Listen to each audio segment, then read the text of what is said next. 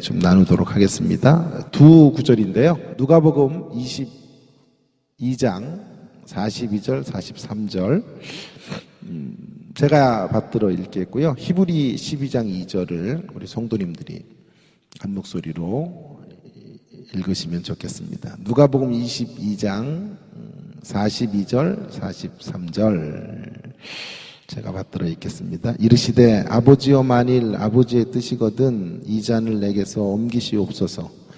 그러나 내 원대로 마옵시고 아버지의 원대로 되기를 원하나이다 하시니 천사가 하늘로부터 예수께 나타나 힘을 더하더라. 아멘. 히브리 12장 2절 말씀인데요. 함께 같이 읽어볼까요? 히브리 12장 2절 시작. 믿음의 주여 또 온전케 하시는 이인 예수를 바라보자. 그는 그 앞에 있는 기쁨을 위하여 십자가를 참으사 부끄러움을 개의치 아니하시더니 하나님 보좌 우편에 앉으셨느니라. 아멘. 저는 오늘 좀 편안한 마음으로 여러분들과 함께 십자가에 대한 이야기. 십자가라는 주제는 그렇게 편안한 주제는 아니지만 십자가의 이야기를 좀 저의 삶에 어떤 도전이 됐던 한 두 개의 본문을 걸어놓고 함께 좀 나누어 보는 시간을 좀 가져보도록 그렇게 하겠습니다. 어린 시절에 교회를 다니면서 십자가의 이야기를 참 많이 들었는데요. 그때마다 이제 십자가의 이야기는 너무 슬픈 이야기. 예수님이 얼마나 아프셨을까? 얼마나 고통이 심하셨을까? 그런 이야기들로 점철됐던 것 같아요. 그래서 많이 울었던 기억이 나고 어린 마음에 참 예수님이 피 흘리시는 이런 장면들, 이런 것들이 머릿속으로 연상이 되어서 그런 감정적인 많은 뭐라 그럴까요? 그런 아픔을 가졌던 십자가의 이야기들을 기억합니다. 대부분 한국교회가 매우 이런 쪽으로 십자가를 좀 많이 설명을 하고 있는데요. 매우 중요한 대목이라고 생각해요. 예수님의 육체가 얼마나 힘드셨을지, 아프셨을지 이런 것들을 기리고 또 그런 것을 통해서 도전을 받고 함께 새로움을 다짐하는 것도 좋은데요. 오히려 조금 더 십자가를 좀 담담하게 우리가 좀 받아들이면서 어떻게 그 십자가가 나의 삶에 좀 전환점이 될 수 있는가 하는 대목들을 좀 점검하는 시간들, 그런 시간들을 좀 갖는 것도 필요한 것 같아요. 그래서 두 본문은 사실은 첫 번째 본문은 저의 어떤 지평을 좀 인식의 지평을 좀 넓힌 메시지이고요. 두 번째 본문은 그러니까 첫 번째 본문은 저의 안목을 좀 깨우쳐줬던 십자가와 관련된 메시지라면 두 번째 본문은 저를 지탱해준 메시지라고 할 수 있어요. 자, 이 두 가지 제 개인적인 어떤 걸어오면서 제가 십자가를 붙잡는 이런 두 가지 지점들을 좀 진솔하게 좀 나누는 시간들을 가져보겠습니다. 이 두 가지를 묶는 공통 부분은 욕구라는 거예요. 욕구. 그래서 욕구 만족의 길로서 십자가다. 여러분, 우리가 이렇게 가장 문명의 이기를 누리고 생활의 편리 속에서 살고 있죠. 그 어떤 시대에도 이렇게 편리했던 시대가 없었는데, 근데 우리가 이렇게 편리한 시대를 사는데 어떠세요? 우리의 삶이 그리 행복하지는 못한 것 같아요. 생활이 편리한데 그 생활에 대한 만족도가 높지는 않은 시대를 살아가고 있는 거죠. 어떤 욕구들을 채우고 욕망들을 이제 채울수록 더욱 갈증들이 생기는 욕구 불만의 자리로 떨어지는 우리의 모습들을 이제 보게 되는 것입니다. 전에도 한번 제가 설교 때 이야기를 했던 기억이 나는데 어느 현자에게 지금 깨달은 것을 16살 때 깨달았으면 좋았을 것이 무엇입니까? 라고 물었더니 현자가 대답했대잖아요.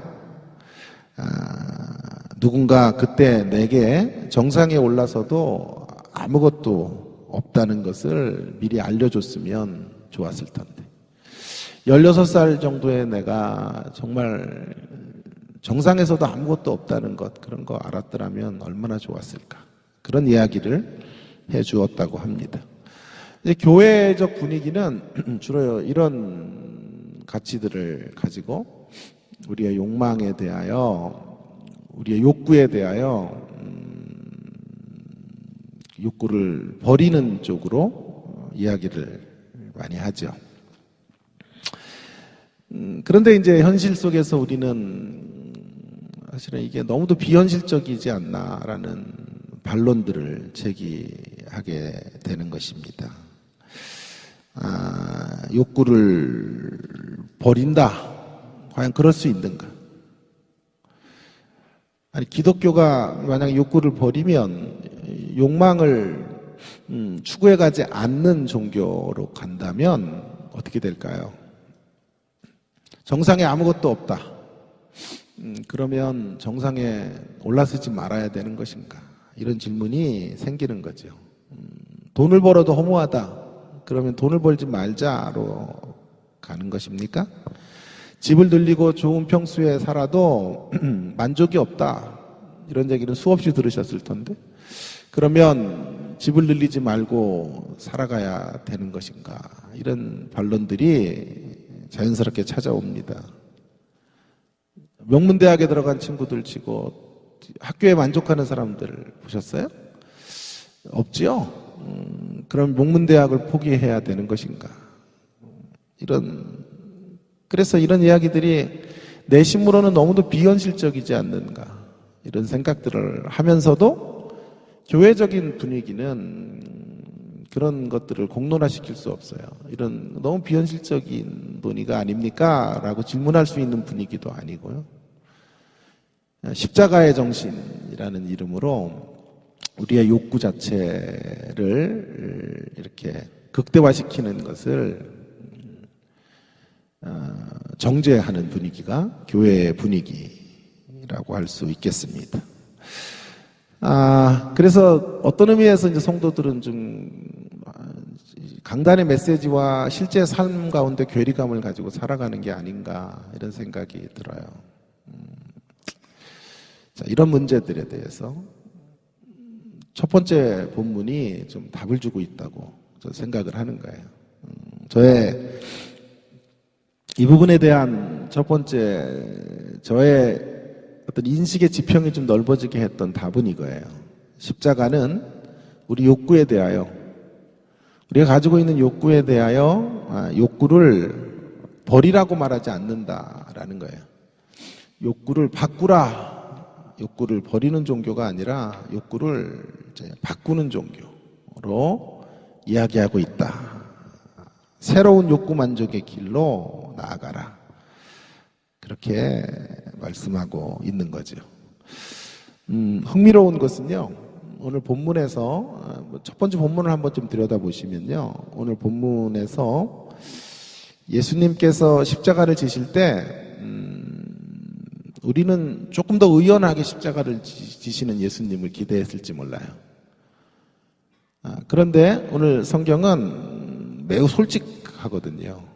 예수님이 처음에부터 십자가를 앞에 두고 그건 내 사명이니까 내가 넉넉히 지고 갈 수 있어.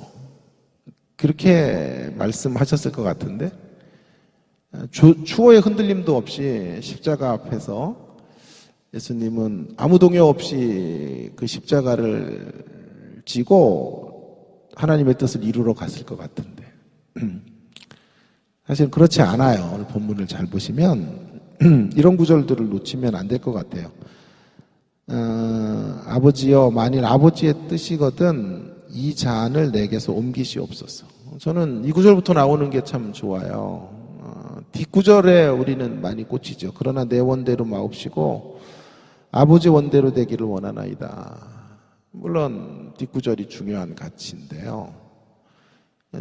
뒤에 있는 내용만 붙잡고 서 있는 기독교가 돼서는 안 될 것 같아요. 앞의 내용들을 좀 깊이 생각을 해봐야 돼요. 주님은 이렇게 말씀하시죠. 아버지의 뜻이거든 이 잔을 내게서 옮겨주시기를 바랍니다.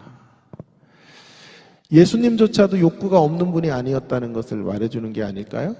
예수님도 저절로 고통을 이제 받는 그런 십자가를 지는 것이 당연하게 여겨서 그 길을 걷는 분은 아니었다라고 하는 것이 매우 우리에게 공감대가 있는 대목이라고 생각이 들어요.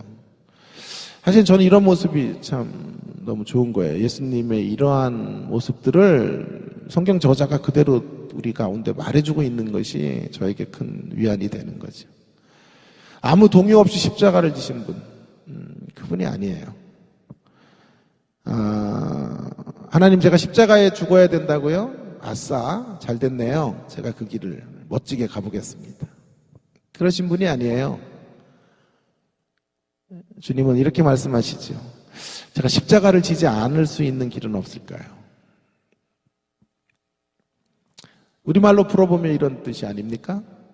이왕이면 십자가 없는 길로 구원할 수 있는 방법은 없나? 그것들을 타진해 보시는 주님의 모습이죠. 전 이것도 예수님의 욕구가 아니었을까? 그렇게 생각을 하는 것이죠. 중요한 것은 이제 거기가 끝이 아니었다는데 포인트가 있는 거죠. 그러나 내 원대로는 마시고 아버지의 원대로 되어지기를 원합니다. 그러니까 자, 예수님은 욕구를 버린 분이 아니에요. 여기를 통해서 우리가 확인하게 되는 기독교 신앙은 욕구를 폐기 처분하는 종교가 아니에요. 욕구를 바꾸는 종교. 예, 마이크 소리가 좀 덜 난 것 같아요. 욕구를 바꾸는 종교. 정상에 올라서는 일들을 단념하는 종교가 아니라, 그것도 무조건 정죄하는 것이 아니라 정상에 올라서서 해야 될 일들이 무엇인지, 정상에 올라서서 감당해야 될 그런 삶의 방향들을 정해주는 종교가 기독교가 아닐까요? 예수님도 욕구 없이 십자가를 그저 지고 가신 분은 아니었다고요. 그래서 첫 번째 교훈이 이거예요. 첫 번째 교훈. 십자가는 욕구의 문제에 있어서 즉각적인 욕구보다 거룩한 욕구를 만족시키는 여정이 되어야 함을 강조하고 있는 거예요. 십자가는 즉각적인 욕구, 찰나적인 욕구를 바꾸어서 거룩한 욕구, 하나님 원하시는 그런 방향의 욕구를 붙잡고 살아가도록 우리를 도전하고 있는 거예요. C.S. 루이스가 이런 말을 했는데요. 우리가 뭔가를 뭔가를 갈망할 때, 그리고 갈망 가운데 뭔가를 찾았어요. 그때 그것이 우리에게 만족을 주지 못한다면, 근데 뭘 찾아봐도 만족은 없다고요. 아까 현자의 이야기도 했지만, 정말 세계적인 장소라 가보면 TV에서 볼 때가 더 멋있어요. 그러니까 가도 그런 진정한 만족을 누릴 수는 없는 거죠. 자, 이런 얘기를 해요. 그것이 우리에게 만족을 주지 못한다면 우리가 갈망하던 대상이 아닌 거네. 물을 마시고도 진정이 안 된다면 그를 괴롭힌 것은 갈증이 아니거나 갈증만이 아니라는 게 분명하네. 무언가를 추구해 가도요, 거기에 사실은 손에 쥐고 나면 그것이 그렇게 우리에게 큰 만족이 생기지 않는다면 그것이 우리의 삶의 진정한 목표가 될 수 없다는 거예요. 그렇기 때문에 어떤 갈망을 버리자가 아니라요. 그렇기 때문에 갈망의 방향을 바꿔야 된다. 라고 C.S. 루이스는 말하고 있는 거예요. C.S. 루이스는 그래서 또 다른 책에서 말해요. 우리 시대의 문제는 갈망이 너무 없는 게 문제다. 갈망이 너무 큰 게 문제가 아니라 갈망이 너무 없는 게 문제다. 무슨 말일까요, 이게? 다 욕망이 크고 갈망들이 많아서 세상이 이렇게 혼란스러운 것 같은데 C.S. 루이스는 엉뚱하게 정반대 이야기를 하고 있죠. 우리 시대의 문제는 욕망이 욕구가 없는 게 아니라 욕구가 너무 큰 게 아니라 욕구가 없는 게 문제다. 그 말은 이런 얘기죠. 세속적 욕구는 버려야 되는데요. 세속적 욕구를 버린다는 미명 아래 정당한 욕구들을 버릴 수는 없는 거예요. 그 욕구들을 우리가 가지고 사는, 그 욕구 자체는 하나님이 주신 거예요. 더 발전하고자 하는 욕구, 더 한 계단 올라서고 싶은 욕구, 이런 것들이 정죄당할 수는 없다라고 하는 거죠. 세상 사람들은 그들의 가치들을 구현하기 위해서 정말 생명을 내건 도전들을 하고 살아가요. 근데 신자들은 십자가의 정신을 조금 오해해서 그런 욕구들을 버리는 쪽으로만 자꾸 기독교를 설명하니까요. 욕구 자체를 죄악시하는 거예요. 그래서 하나님 나라를 향한 치열한 욕구들을 가지고 세상 사람들이 돈을 향한 욕구보다 하나님 나라에 대한 우리의 욕구가 더 커서 그 세상 나라의 가치들을 좀 넘어서야 되는데 정말 소중한 가치들을 욕망으로 품고 욕구로 품고 그 욕구를 만족시켜 가려고 몸부림을 쳐야 되는데 어제보다 나은 오늘의 신앙인이 되고 싶어서 달려가는 이러한 욕망들이 있어야 되는데 이런 게 없단 말이에요. 그래서 그것이 오늘 교회의 문제이고 신자들의 문제이다. 이렇게 말하는 거죠. 첫 번째 메시지는 우리에게 분명히 말해줍니다. 욕구 자체는 잘못이 아닌데요. 문제는 세속적이고 찰나적인 욕구들에 만족하고 살아가는 게 문제예요. 그것으로는 진정한 행복의 파랑새가 날아올 수 없고 진정한 갈증이 해결될 수 없으니까 우리에게 그것들을 바꾸어낼 수 있는 더 위대한 욕구들을 개발하고 그 욕구들을 붙잡고 걸어가는 삶들을 살아가야 될 것을 알려주고 있는 거죠. 세상은 이면에서 우리를 계속해서 속이는 거죠. 어떻게 속입니까? 특별히 광고 같은 것들은 우리를 속이는 대표적인 이런 속임수로 사람을 유혹하죠. 여러분 옛날에 그 나이키 광고 같은 거 한번 기억하세요? 나이키 어디 흑인 소년이 이렇게 길을 걷는데 힘이 없이 맥없이 걸어가다가 갑자기 신발이 나이키로 바뀌고 농구공 하나를 튕기면서 마이클 조던처럼 덩크슛을 하는 그런 광고. 나이키를 신으면 마이클 조던이 된다는 거 아니에요. 나이키를 사라. 그런 광고들을 기억합니다. 어린 그렇게 힘없는 소년도 나이키 신발이 신겨지면 위대한 농구 선수가 될 수 있다. 뭐 이런 이야기가 아니겠어요? 저는 뭐 술을 먹지는 않지만 가끔 그런 술을 파는 음식점에는 고기도 먹으러 가고 그러잖아요. 그럴 때 보면 연예인들의 사진이 걸려 있죠. 가장 행복한 모습으로 소주병을 들고 기뻐하는 연예인의 모습을 봐요. 처음처럼 이렇게 써 있고요. 그 술을 마시면 그런가 하면 찾아온다. 그런 이제 광고를 우리에게 주는 거죠. 그런가 하면 저의 귀에 떠나지 않는 아주 잘 만든 광고들도 있어요. 한번 들으니까 각인이 되죠. 씹고 뜯고 맛보고 즐기고.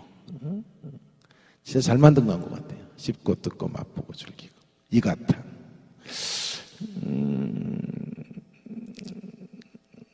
사실은 그게 성경 묵상의 핵심이에요. 성경을 씹고 뜯고 맛보고 즐기고. 그래서 제가 학생들에게 성경을 어떻게 연구해야 되냐. 씹고 뜯고 맛보고 성경을 즐겨야 거기서 생명의 말씀들을 우려낼 수 있다. 제가 그런 얘기를 하는데 제가 사실 어금니가 진짜 안 좋아가지고요. 이가탄 한번 먹어봤죠. 고기 마음대로 못 씹어요. 이가탄 먹어도 안 되더라. 그래서 사랑니를 제가 뽑았는데요. 뽑는 게 낫지 이가탄을 먹어도 안 되더라. 세상은 말합니다. 즉각적인 욕구들을 충족시키면 행복의 파랑새가 날아온다. 그런 그렇지는 않단 말이에요.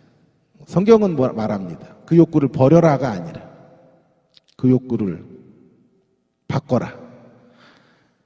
그런 욕구들을 버리면 인간은 이 땅을 살 수 없어요.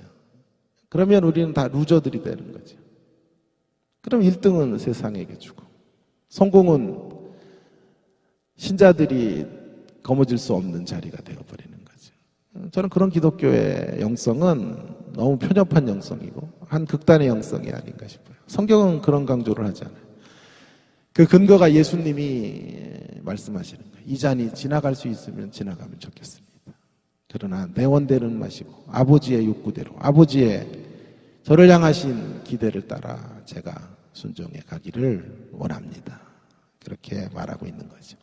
즉각적인 필요 욕구들을 희생해서 더 큰 하나님의 욕구로 그것들을 대치시키고 하나님의 갈망들을 성취해가는 쪽으로 방향을 틀어서 걸어가시기를 간절히 부탁드립니다. 그것이 오늘 십자가가 우리에게 주는 메시지예요.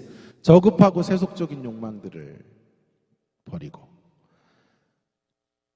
의미와 가치로 피어오르는 진정한 욕구들을 개발시켜가는 그런 인생들로 이 땅을 살아가야 된다라고 십자가는 말해주는 거죠. 여러분, 이것이 이제 저의 인식의 지평을 관점을 매우 넓혀주었던 메시지입니다.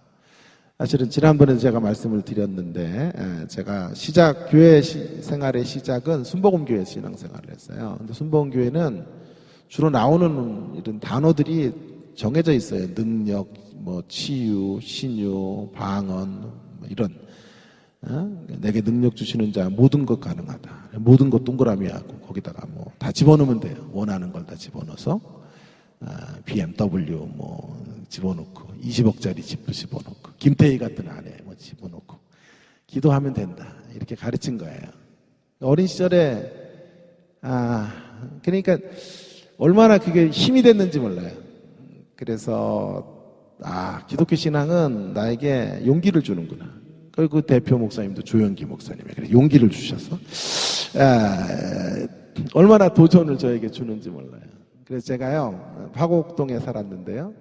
화곡동에 가시면 까치공원이라고 가로공원이라고 이렇게 까치산 밑에 가로공원이 있고 저희 교회가 제1병원 이쪽이 있고 잘 모르시죠? 그쪽에 가로공원 쪽에 왼쪽 편에 교회가 있어요. 그래서 교회에서 나오면 제1병원을 지나서 걸어서 집으로 가는데 걸어서 정면에 한 20분 정도 걸어가서 정면에 만나는 집이 그 당시 그 지역의 제일 큰 집이었어요. 그래가지고 제가 그 집을 찍었죠. 얘기했잖아요. 그 집을 찍어서 저 집은 내 집이다. 모든 것에 집어넣은 거예요. 그래가지고 하나님 저 집을 저에게 주십시오. 우리 전도사님이 그렇게 가르쳐 주셨는데 능력 주시는 자 안에서 모든 게 가능하다고 했으니 저에게도 저 집을 주십시오. 왜냐하면 제 소원이 제 방을 하나 갖고 사는 거예요.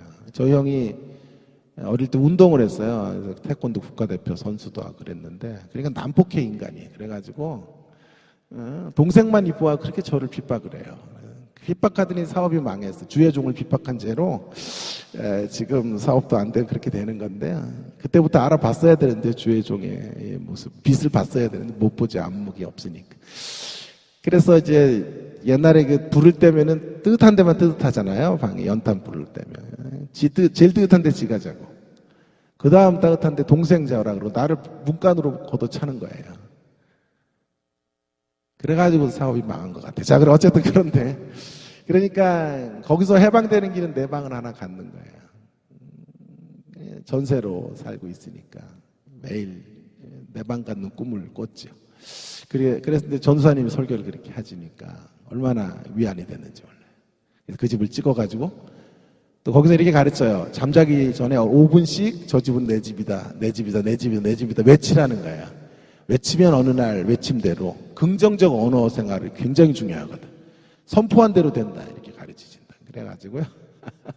제가 어릴 때 잠자기 전에 머릿속에 그 집을 그리고 무슨 마인드 컨트롤도 아니고 어쨌든 그래서 막 그것을 외쳤어요. 어느 날 아버지가 이사를 가자 그러는 거예요. 가는데 그 집으로 가는 거예요. 정말이에요. 가는데 문제는 집이 굉장히 큰 집이니까 앞으로 안 들어가고 뒤로 들어가는 거예요. 뒷문으로. 그러니까 전세로 또 가는 거예요. 전사로 지하로. 주인이 나왔어요. 주인 아주머니하고 딸이 나왔는데 그 딸이 저를 그렇게 좋아했던 중학교 우리 초등학교 때부터 교회에서 같이 생활했던 자매인데 여학생인데 저를 그렇게 좋아한 거예요. 저는 교회 가면 걔를 피하 다니느냐고 끝나면 기다리고 있어 문 앞에서. 우재 오빠랑 결혼하겠다. 그때나 지금이나 인기가요. 우재 오빠랑 결혼하겠다고 막 사람들에게 얘기를 하고 그래 좋았던 모양이에요 제가. 그래서 전 뒷문으로 도망가고 막 그랬는데 글쎄 그 집 딸인 거 있죠. 그래가지고 우재 오빠 여기 웬일이냐고 그래. 내가 그날 가출을 한 거 아니에요. 그날 가출해가지고 어릴 때 그 집에 한 2년 살았을 때가 제일 큰 상처예요. 어릴 때. 그때 제가 이제 깨달았죠. 하나님께 기도할 때 기도는 응답이 되는데 종류를 잘 말해야 된다. 이렇게 월세로 가야 되는지 전세로 가야 되는지 용자 끼고 가는 건지 그냥 사서 가는 건지 이런 걸 잘 말해야 되는데 그냥 달라고만 했더니 주시기는 주셨는데 진짜 거짓말 아니에요. 제 인생의 중요한 간증인데 주시긴 주시는데 그렇게 주시더라고요. 그래가지고 어린 시절에 그런 생각이 나요. 그러다가 이제 제가 잠실로 이사를 와서 교회를 장로교회로 옮긴 거예요. 근데 이분은 뭐 교회에서 뭐 박수를 치어도 안 되고 얼마나 보수적인지 그렇게 빨리 맞춰야 되겠어요. 자, 그래서 그런 교회로 온 거예요. 교회에서 방언하면 쫓겨내요. 새벽에. 집사님 일어나. 집에 가서 기도하고 여기서 하지 마. 교회에서 무슨 방언이야. 그게. 내가 자랐던 교회 분위기야. 그는 정반대예요. 고요한 무슨 절간에 온 것처럼 고요하고 통성기도 같은 것도 안 하지. 박수 치면 막 난리를 치시고 애들이 막 드럼 교회에서 연주한다니까 드럼 하려면 사탄의 물이라 그러고 막 야단치시 그런 교회. 그 교회에서는 주로 화두거리가 십자가, 고난, 희생, 헌신 뭐 이런 것들인 거예요. 그래서 그 목사님의 인도를 따라서 이제 목사가 되고 싶다 그랬더니 이제 신학을 하고 또 종신회에서 공부를 하고 그런 장로교 계열의 신학교들에서 유학을 하고 교수가 된 거죠. 그리고 교수가 돼서 조창기에 어마어마한 인기를 구가했는데 왜 그러냐 하면 비판을 많이 한 거예요. 내가 가졌던 신앙의 전통 이런 전통들을 비판하면서 우리 장로교가 얼마나 위대한가 이런 걸 증명을 했다.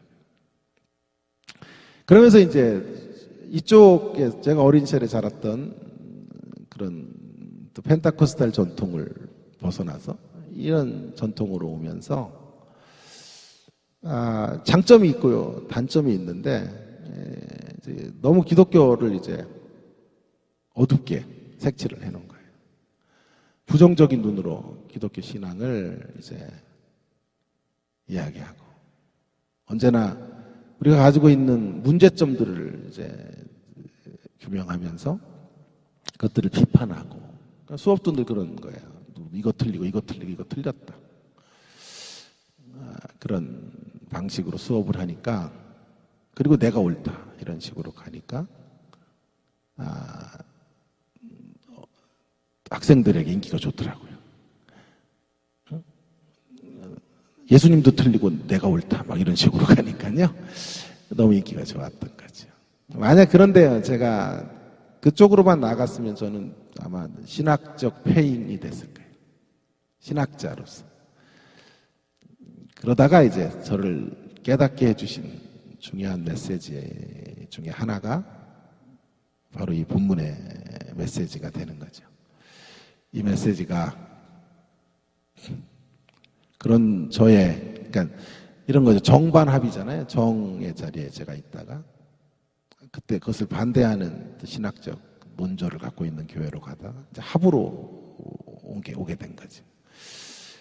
이쪽에 제가 자랐던 전통에서는 기독교 신앙은 매우 긍정적인 색깔로 가능성의 이름으로 예수 안에서 다 이룰 수 있다 이런 쪽으로 갔다면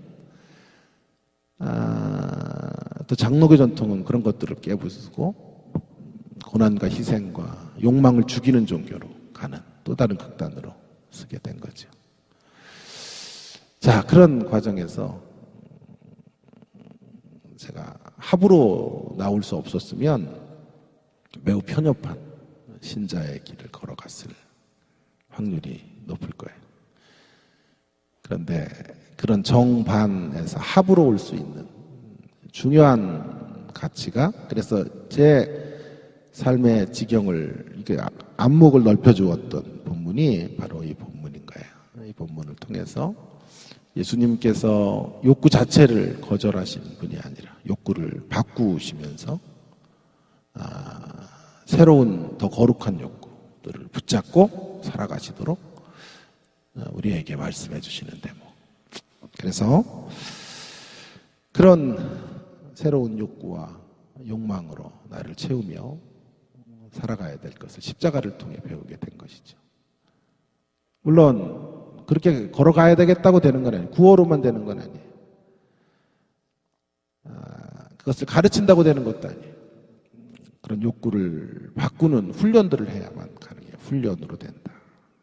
즉각적인 욕구, 필요 욕구들을 뒤로 하고 연기시키고 거룩한 욕구들을 먼저 붙잡고 그것들을 이루어가는 삶들을 계속 살아가야 되는 거죠.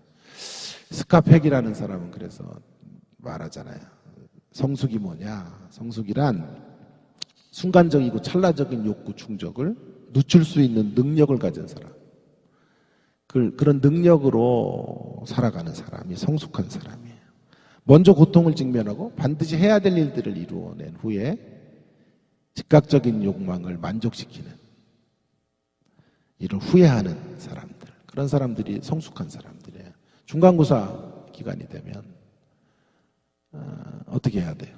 중간고사가 거룩한 욕구라고, 중간고사를 잘 보는 거, 그걸 준비하는 게 거룩한 욕구라고 하면 놀고 싶단 말이에요. 그때가 되면 더 놀고 싶어, 이상하게. 그래서 근데 영화를 먼저 보면 성숙하지 못한 사람이라는 거예요. 예를 들면요. 성숙한 사람은 먼저 중간고사를 준비한 후에 중간고사가 끝나고 영화를 보는 욕구들을 채울 수 있으면 성숙한 사람. 스카펙이라는 정신과 의사의 얘기예요.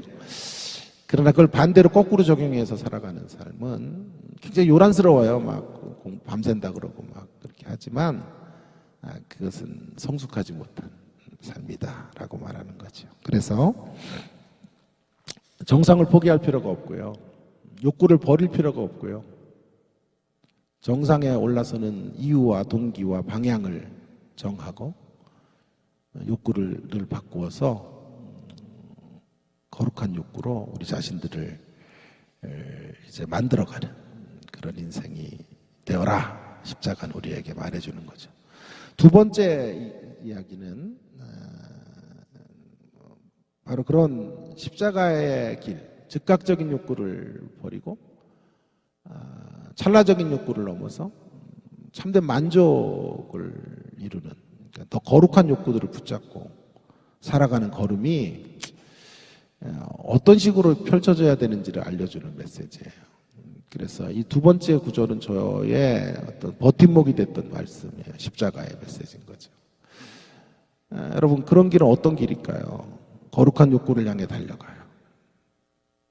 저급한 욕구들을 버리고 거룩한 욕구를 향해 욕구를 바꾸어가면 힘들어요. 고단한 길일 수 있어요. 그런데 오늘 두 번째 본문은 우리의 십자가의 걸음이 그렇게 고단한 걸음만 되어서는 안 된다라고 말하는 거예요. 그래서 두 번째 교훈이 이거예요. 십자가는 기쁨이 뒤섞인 수고의 여정이 되어야 한다. 기쁨이 뒤섞여 있는 수고가 돼야지, 기쁨이 없는 수고, 즐거움이 없는 그런 고난의 길이 되어서는 안 된다 라고 말씀해 주시는 거예요. 여러분, 기쁨이 뒤섞인 슬픔, 그런 표현이 적절한 표현일까요? 기쁨이 뒤섞인 슬픔. 어떻게 설명하는 게 좋을까 많이 고민을 하다가 이런 장면을 제가 떠올리게 됐어요. 전에 한때 세계적인 테니스 선수 자매가 있었어요. 아시죠? 비너스 윌리엄스, 세레나 윌리엄스인데 지금도 하나요? 모르겠어요. 어쨌든. 근데 세계 1, 2위를 했던 자매들이에요. 그래서 윈블던 같은데 결승전에 함께 만나기도 해요. 결승전에 만났다고 가정해 보십시다. 경기를 했는데 언니가 이겼어요. 비너스 윌리엄스가 이겼어요. 한 살 더 많은데. 여러분, 이겼으니까 기쁨이죠. 기쁘죠? 세계 탑이 됐으니까 기쁠 거 아니에요. 그런데 동생이 졌으니까 슬프죠. 얘가 이렇게 안 좋아요. 자, 그래서 어쨌든 기쁨이 뒤섞인 슬픔. 슬픈데요, 기뻐요. 내가 우승을 했으니까 기쁘지만 동생에게 그 우승을 줄 수 없었던 것은 슬픔이래요. 우리에게 이런 삶이 있는 거예요. 역설적인 모습이 있는 거예요. 십자가도 역설이에요. 십자가도 그저 고난과 그저 아픔과 그저 희생의 길을 우리에게 요구하는 게 아니에요. C.S. 루이스 이야기를 한 번 더 해볼게요. 순전한 기독교에서 C.S. 루이스는 거룩해진다는 것, 저는 고난의 길을 걷는 것이 거룩이라고 생각해서 제 설명을 넣었는데, 고난의 길을 간다는 것은 점잖지 못하게 표현한다면 그야말로 재미나는 일이다. C.S. 루이스의 말이 일리가 있어요. 고난의 길을 간다는 것, 거룩해지는 건 거룩한 욕구를 향해 가는 길이죠. 그 길은 십자가의 길인데, 십자가의 길은 점잖지 못하게 그냥 통속적으로 말한다면 신나는 일이에요. 제가 오늘 여러분들과 함께 너무 이렇게 예수님의 십자가를 감정적으로 대하지 말자, 그렇게 말씀을 드리면서 즐겁게 십자가를 지고 가는 걸음을 요청하고 계시는 것을 말씀드리려고 하는 거예요. 십자가는 욕망을 죽일 것을 요청하지 않고 욕망을 바꿀 것을 요청하고, 욕망을 바꿔가는 그 길은 고된 길이고요. 힘든 길이지만 힘들만 있지 않아요. 어려움만 있는 길이 아니에요. 그 길은 기쁨이 있는 길이어야 된다. 예수님도 바로 그 길을 걸으셨죠. 자, 1구절이에요. 12장 2절. 그 앞에 있는 즐거움을 위하여 십자가를 참으셨죠. 앞에 있는 기쁨을 위해. 기쁨이 있는 십자가예요. 기쁨이 없는 십자가가 아니에요. 즐거움이 하나도 존재하지 않는 고행의 길이 아닌 거예요. 즐거움과 함께 수고하는 길. 감격과 함께 고난의 현장으로 나아가는 그 걸음이 십자가의 길이에요. 앞에 있는 즐거움, 예수님에게도 있었다라고 하는 것이죠. 예수님도 그저 십자가를 상대해서 십자가를 이긴 분이 아니에요. 고난을 상대해서 고난을 이기실 수 없어요. 이 땅의 어떤 인생도 고난만 상대해서 고난 앞에 견뎌낼 수 있는 사람은 없어요. 고난을 이길 수 있는 길은 고난보다 더 큰 위로가 있기 때문에, 고난보다 더 큰 하나님의 기쁨이 우리 마음을 사로잡을 때 고난을 이기게 되는 줄로 믿습니다. 예수님이 바로 그 길을 걸어가신 거예요. 그 앞에 있는 즐거움, 그 앞에 있는 즐거움. 여러분, 1학년 수업 학기 초가 되면 1학년도 신입생들 수업에 들어가요. 그런데 얼마나들 진지한지 몰라요. 뭐 농담을 해도 웃지도 않고, 뭐 올해도 피리를 불어도 춤도 안 추고, 그냥 막 힘을 주고 그렇게 열심히 해요. 특별히 또 신학을 공부하러 왔으니까, 인생의 그런 우여곡절 속에 하나님 만나서 감격으로 왔으니까 정말 진지하게 공부를 한다고요.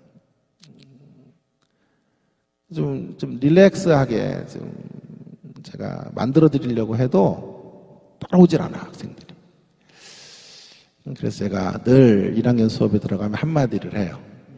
여러분들, 제가 주님의 이름으로 부탁을 합니다. 눈알의 힘을 좀 빼세요. 이렇게 내가. 그런 진지함은 3학년 때 가지세요. MDB는 3학년이 졸업이니까. 1학년 때는 그렇게 진지하게 가지 말고 3학년 때쯤 진지하게. 3학년 수업은 뭐 절반이 안 들어오고, 긴장도 없고, 누워 퍼져 자고 막 그런단 말이에요. 이렇게 가면 지쳐가지고 다음 학기까지 못 가요. 다음 학기 되면 휴학하게 되니까 그러면 안 된다. 단단하게 결심하면 부러지니까요. 즐거움을 갖고 신학을 해야 돼. 기쁨을 가지고 신학을 해야지. 진지함만 갖고는 안 돼. 그럼 다음 학기는 학교를 못 오게 돼. 그리고 그 다음 학기는 신천지 가고 막 그렇게 되니까 그래서는 안 된다. 여러분 적절한 예인지는 모르겠지만 십자가는 우리에게 고난만을 요청하지 않아요. 헌신만을 요청하지 않아요. 앞에 있는 즐거움을 붙잡고 십자가의 길을 가라 말씀하고 있어요. 그 앞에 있는 즐거움이 무엇이었을까요? 예수님 앞에 있는 즐거움이 무엇이었을까요? 이거였지 않을까 생각이 들어요. 앞에 있는 즐거움이란 십자가를 지고 완성하게 될 교회를 바라보십니다. 십자가는 고통스러운데 교회를 생각하면 너무 기쁘신 거예요. 주님이 희생이 되셔서 대속의 죽음을 죽으심으로 만들어질 하나님의 백성들을 생각하고 그리고 그들이 펼쳐낼 새로운 은혜의 삶들을 그리고 은혜의 공동체들이 만들어질 이 땅 곳곳에 세워질 하나님의 몸된 교회들을 주님은 바라보시면서 기쁘신 거예요. 그 기쁨으로 앞에 있는 즐거움으로 십자가를 참으시고 견디시고 십자가를 버텨내시며 십자가를 완성해 주신 거죠. 사랑하는 여러분, 오늘 우리에게도 이런 짐이 있어요. 우리에게도 작고 큰 십자가라고 말하기는 좀 그렇지만 십자가와 같은 것들이 있어요. 억울하다는 생각도 들어요. 나는 왜 이렇게 희생을 하고 살아야 되나? 나에게는 왜 이런 짐들이 벗겨지질 않지? 그런 생각을 하는 분들이 계세요. 저도 그런 사람이고 지금까지도 그렇게 살아왔죠. 또 부모님들의 생계를 제가 책임져야 하고 형 또 사업이 망해서 조카들의 학비를 제가 다 댔죠. 동생은 CEO 하다가 또 세상으로 나가고 그래서 동생도 또 사업이 무너져서 예수님을 부인하고 그러길래 제가 신학을 하라고 부탁을 했어요. 우리 집안에 제일 똑똑한 아들이 넌데 제일 똑똑한 아들이 신학을 해야 된다. 큰 일을 하지 않아도 되니 가정을 구원하는 일이라도 해라. 그렇게 해서 설득을 하고 성신대학원에 넣었어요. 입학하면서 전화가 왔더라고요. 형이 하라 그랬지? 그래 내가 하라 그랬어. 일단 400만 원을 보내라. 그래가지고 그때부터 이제 제가 3년 동안 등록금을 댔죠. 생활비가 없다 그래서 또 교회도 가서 자기 지은죄 많다고 사역하는데 사례받고 못하겠다고 1년 동안 또 사례 안 받겠다 그러는 거예요. 시골 교회로 가서 일하겠다는 거예요. 그래서 내가 말렸죠. 야 받고 네가 책 사보고 이러는 게 다 하나님의 일 아니야 이랬더니 아니라고. 나의 결심을 흐트러뜨리지 말라고. 내가 아니라고 계속 설득을 했더니 사탄아 물러가라 그러는 거예요. 그래서 알았다고 했는데 그렇게 해서 안 받으면 내가 또 다 메꿔야 되는 거예요. 지는 거룩하게 하나님 앞에 서는데 뒤에서는 또 내가 다 메꿔 이렇게 살았죠. 그래서 하나님 앞에 저의 항변 중에 하나가 이거예요. 하나님 제 짐이 무겁습니다. 왜 제가 이런 짐들을 다 지고 살아야 합니까? 좀 이런 것들을 도피하고 싶을 때도 있어요. 그때 저를 세워줬던 말씀이 바로 히브리 12장 2절이에요. 제가 제일 좋아하는 성경 구절 중에 하나예요. 수도 없이 묵상했던 말씀. 제가 이 말씀이 없었으면 오늘 여기 설 수 없었을 정도로 소중한 말씀이에요. 앞에 있는 즐거움을 위해 십자가를 참아야 된다. 주님 늘 그렇게 타일러 주셨어요. 너라도 짐을 지지 않으면 어떤 일들이 펼쳐질지를 생각해보라 말씀해 주시는 그런 주님의 음성을 늘 듣게 됩니다. 그래서 나의 십자가를 승화시켜야 돼요. 앞에 있는 즐거움. 자, 보세요. 제가 십자가를 지고